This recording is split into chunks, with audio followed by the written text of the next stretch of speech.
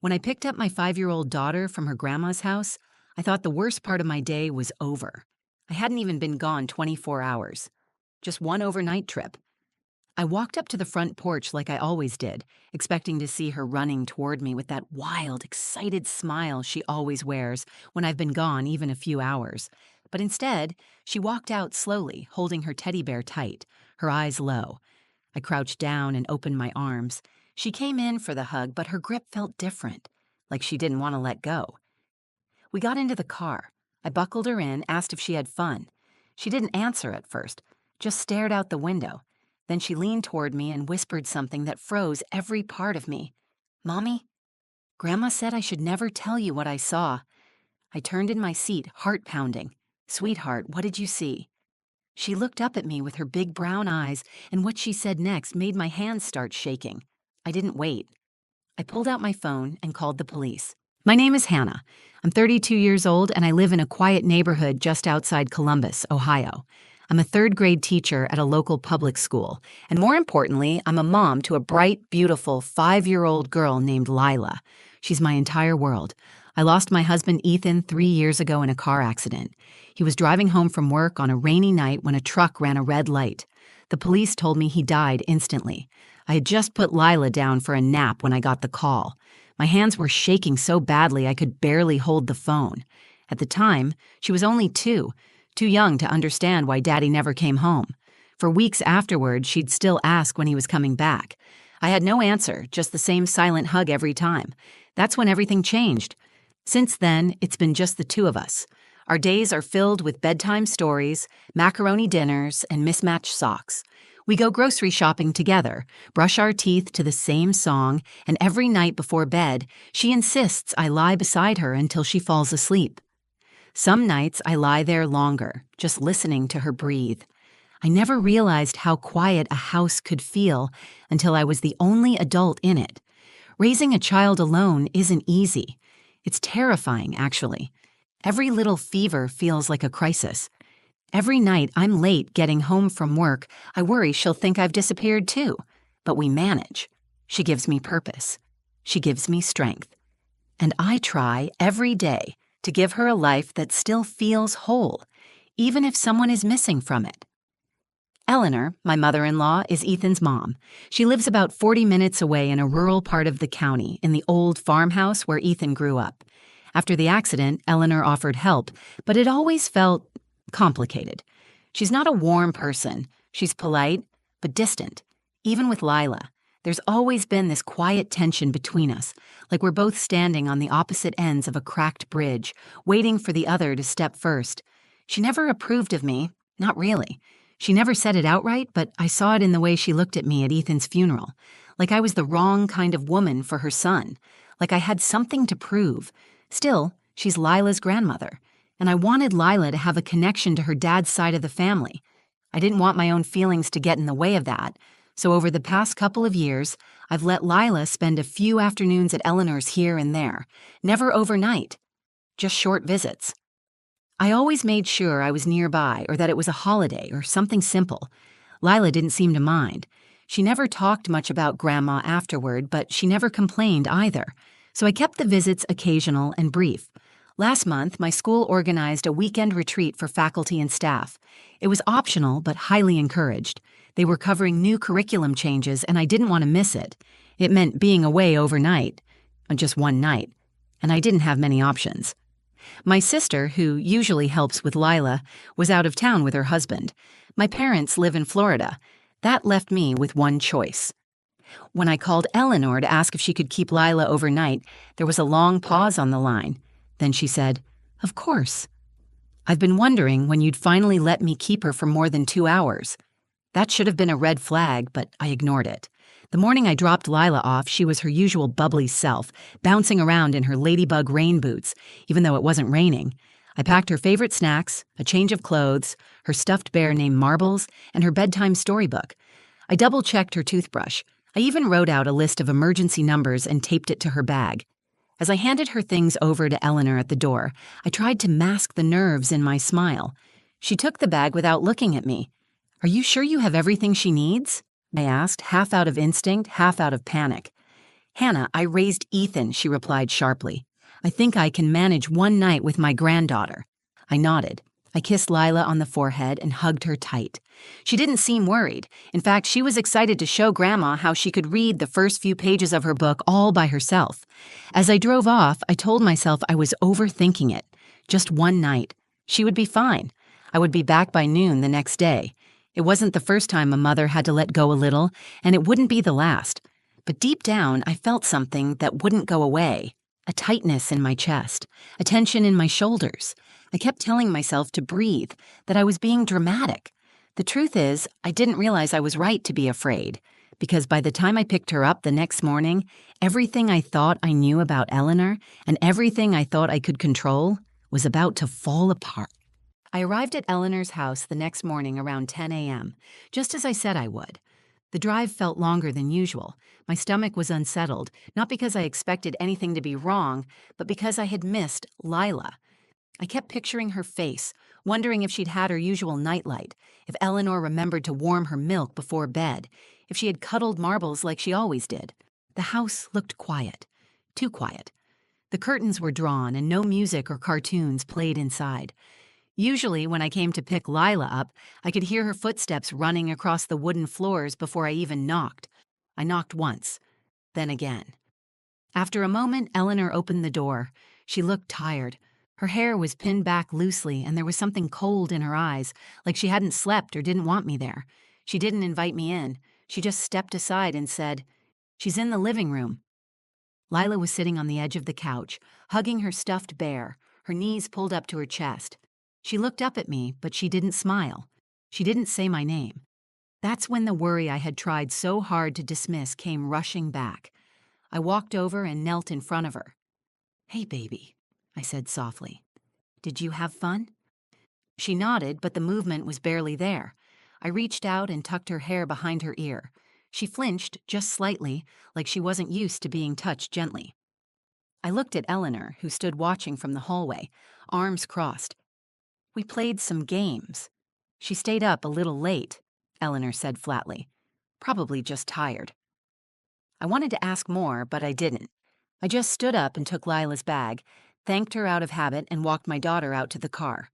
Eleanor didn't follow us outside. Once we were in the car and I had buckled her in, I turned to face her. "Did Grandma take good care of you?" Lila looked out the window. Her voice was barely audible when she said, "Mommy." "Grandma said I should never tell you what I saw." Her words stopped everything. The sound of traffic faded. My pulse thudded in my ears. "What did you see, sweetheart?" She looked at me. Her face was pale and her eyes were wide, in that way kids get when they know they've touched something too big to understand. "There was a girl in the basement," she said. I froze. "What girl?" "She was in a room. Grandma said not to talk to her and that she wasn't real, but she looked real." I didn't speak. I couldn't. Lila kept going, her words spilling out in that hurried way kids talk when they're afraid they'll get in trouble for telling the truth. "She had a blanket, but no bed. She was crying. She said her arm hurt. Grandma told me not to look at her and made me promise not to tell you." My throat felt tight. I forced myself to stay calm for Lila's sake. "What did the girl look like?"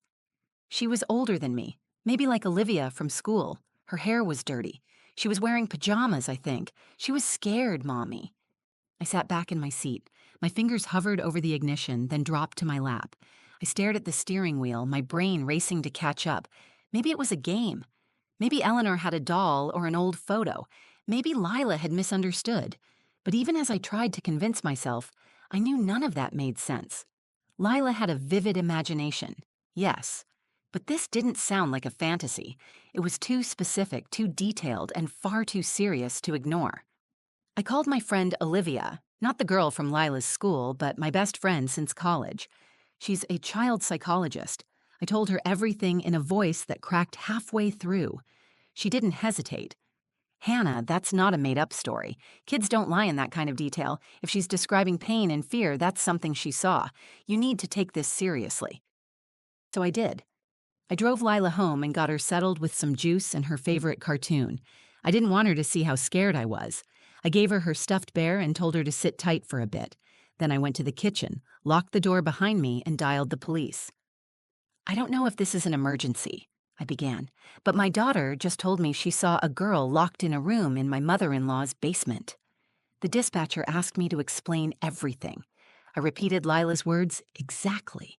She was quiet for a few seconds, then said she was sending officers to the property immediately.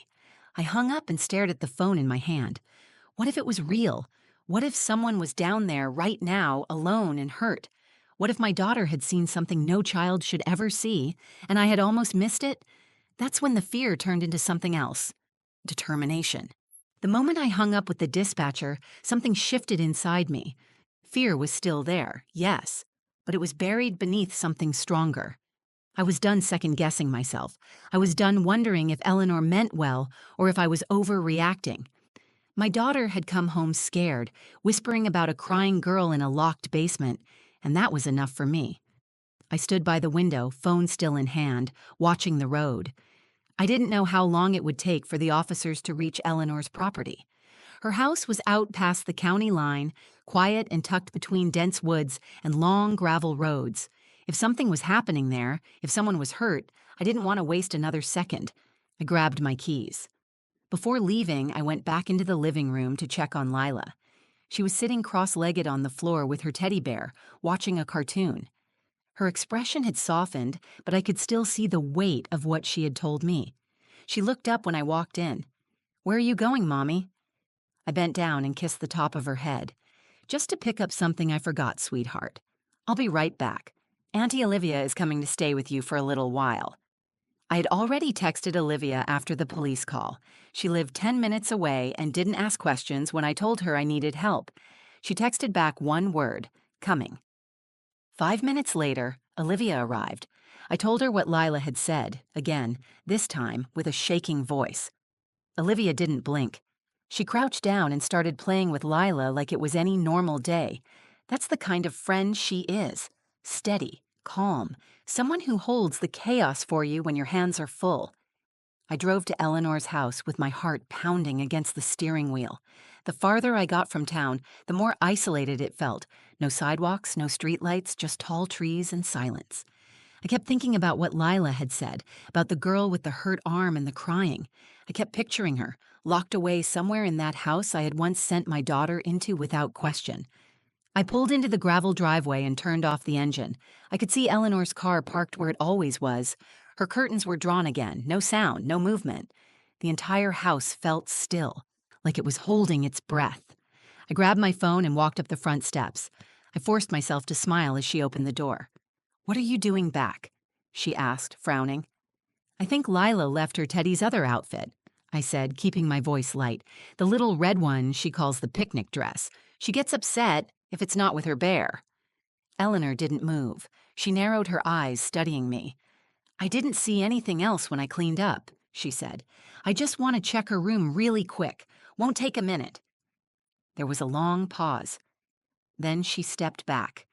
"Fine. Be quick." I stepped inside. The house was clean but cold. Not physically, emotionally.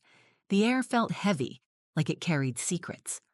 I walked straight to the guest room where Lila had stayed. I opened drawers, rummaged through the little backpack I had packed for her, making noise to cover the sound of my footsteps as I moved closer to the back hallway, the one that led to the basement. Eleanor called out, "I said just the room, Hannah." I ignored her. The basement door was closed. I reached for the handle. "Don't open that," she snapped from behind me. Her voice was sharp now, urgent. "I just need to make sure Lila didn't leave anything downstairs." She wasn't down there. My hand stayed on the doorknob. Then why did she tell me she saw someone? Eleanor's eyes darkened. "She's 5. She makes things up." "Not like this." She moved toward me, but I turned quickly and stepped back. "I already called the police," I said. "They're on their way." The look on her face changed. Not panic, not guilt. Something else. Contempt. "You really are just like I thought. Weak, dramatic, always looking for something to blame." "I don't care what you think of me," I said. "If there's someone in that basement, I'm not leaving until I know they're safe." We stared at each other. The sound of tires crunching on gravel broke the silence. Red and blue lights flashed against the windows. Two sheriff's deputies stepped out of the cruiser. I opened the door and waved them in. She wouldn't let me see the basement, I told them. The older deputy nodded. We'll handle it from here. I stepped outside, my hands shaking, not from fear anymore, but adrenaline. As I stood on the porch, I could hear their voices inside, Eleanor's raised, then footsteps, then a thud. One of the deputies called out, "We need backup. We've got something." That's when I knew it was real. Lila had told the truth, and somewhere behind that locked door, a child had been waiting for someone to believe her. I stood just outside the front door, my hands clenched so tight my nails dug into my palms. The cool morning air pressed against my skin, but I couldn't feel it. Inside, I heard movement. Voices. One of the officers was calling out something I couldn't fully make out, but I could hear the urgency in his tone. Then I heard it again. A thud. Then the unmistakable sound of metal, clanging, like a latch being forced open. I didn't move from the porch, but every nerve in my body was drawn toward that sound. One of the deputies stepped out a minute later, his face pale and tense. He didn't look at me at first. He turned toward the cruiser and radioed something into his shoulder mic. When he finally looked over, his expression told me more than any words could. "There's a child down there," he said. "A girl. She's alive." I didn't speak. My throat closed. I brought my hand to my mouth and nodded slowly. I didn't want to believe it. I had hoped, in some desperate way, that this would turn out to be a mistake, that Lila had misunderstood, or Eleanor had some strange but explainable reason for keeping a door locked.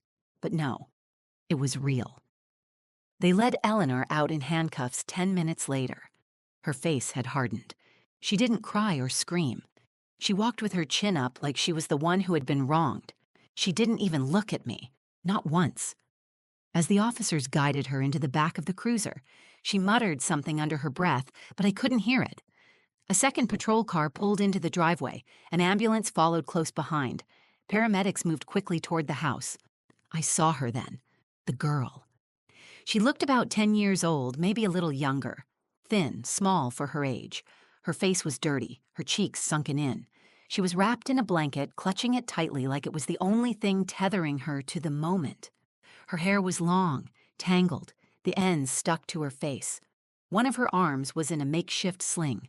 She didn't speak. Her eyes were wide and frozen, darting around like she didn't quite trust what was happening. The paramedics walked her gently to the ambulance. I stood back, but she looked right at me for a second. I gave her the smallest smile I could manage, not one of happiness, but of recognition.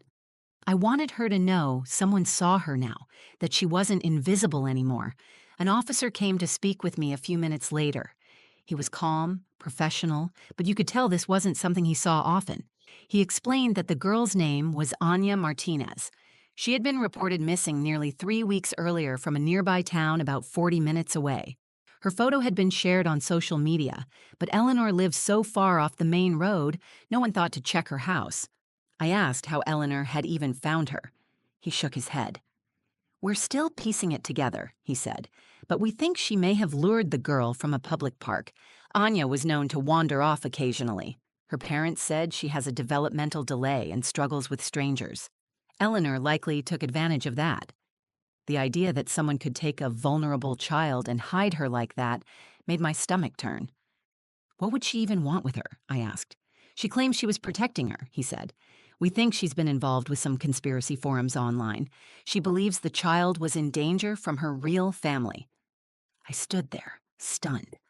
All this time, I thought Eleanor was cold, judgmental, and emotionally distant. I never imagined she was capable of something like this. I had trusted her with my child. And Lila. My daughter had been right. She had seen something. She had understood the weight of it, even at 5 years old. If she hadn't spoken up, if I had brushed it off as nonsense or childhood imagination, that little girl might still be down there.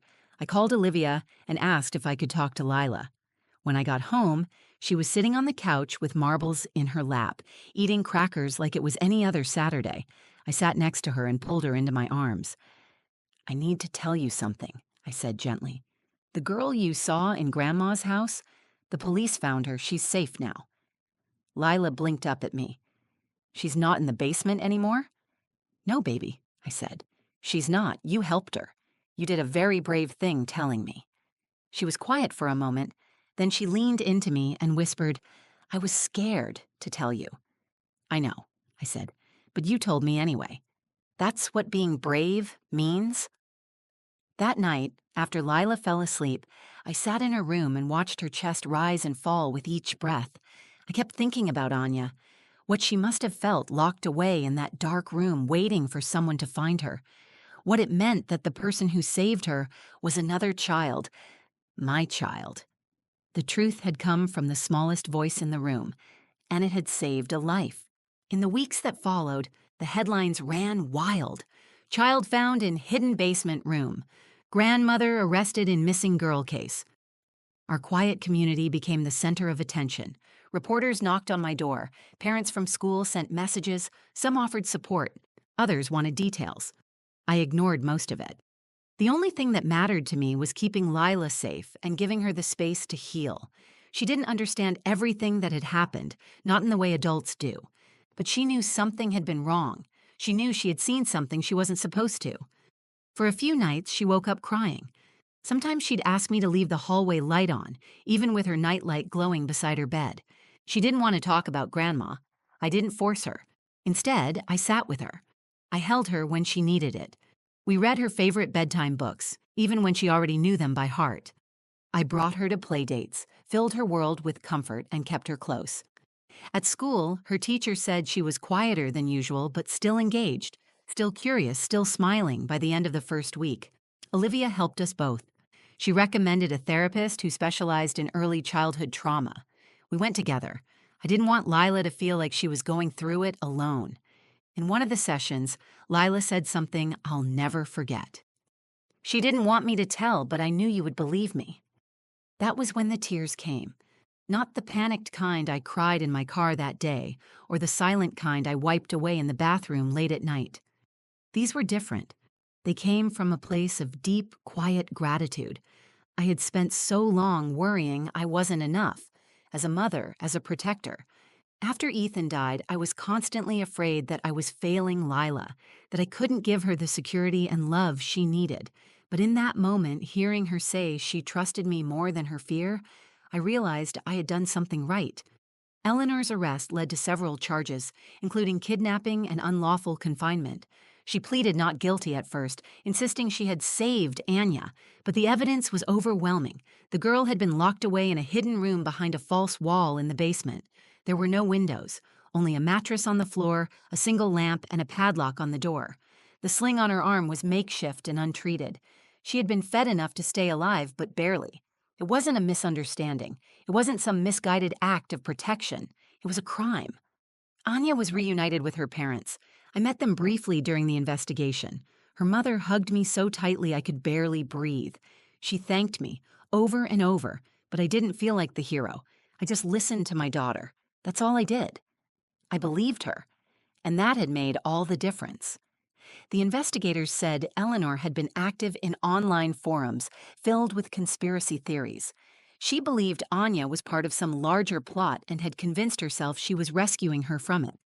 It was disturbing, sad, and terrifying all at once. I couldn't reconcile the woman I had known with the woman who had done this.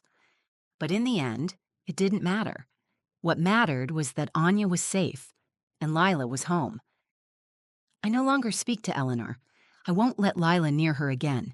There are some things you can't come back from, and while part of me aches for what could have been, a warm, loving grandmother who cared for her granddaughter with joy and kindness, I know now that pretending doesn't protect anyone.